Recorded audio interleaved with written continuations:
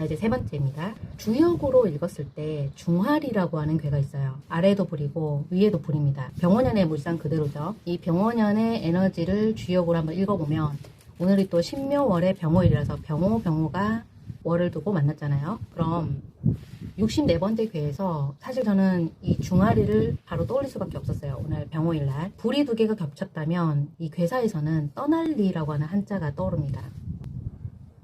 이제 구절을 제가 여기 화면에 띄울 텐데, 리괴는 바른 것을 지키면 아주 이롭고 형통하다라는 뜻이고요.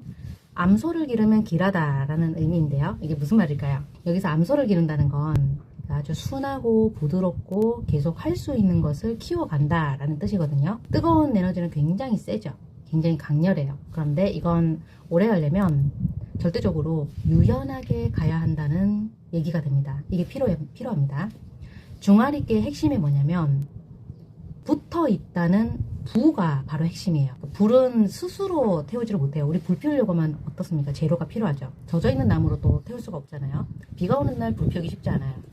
그러니까 조건이 맞아요. 불을 피웁니다. 혼자서는 불을 일으킬 수가 없어요. 반드시 무언가에 붙어야 불이라는 게 탑니다. 그러니까 장작이 있어야 되겠죠. 재료가 있어야 돼. 재료가 있어야 불이 타오르고, 재료가 없으면 불은 그냥 꺼져버려요. 그럼 여러분들 에너지는 이제 불을 피우려면 뭘 해야 할까요? 무엇에 붙어 있어야 이 불이 붙을 수 있을까요? 한번 생각을 해보죠. 소비 습관은 개인마다 다 다릅니다. 가계부를 쓰지 않고 그냥 그때그때 즉흥적으로 쓰는 분들도 계시고, 한 푼 한 푼 포인트까지 아껴가면서 쓰시는 분들 계시거든요. 그러니까 그동안 계속 습관적으로 낡고 개선이 필요한 소비 습관에 젖어 있는 분들, 이런 분들은 결과가 사실 안 보이죠. 막연한 그냥 있네, 언젠가는 감이 떨어지겠지, 이렇게 그냥 그 소비 습관에 오랫동안 언젠가는 고쳐야지 하지만 이게 그냥 그 오래된 습관에 붙어 있었다는 셈이잖아요.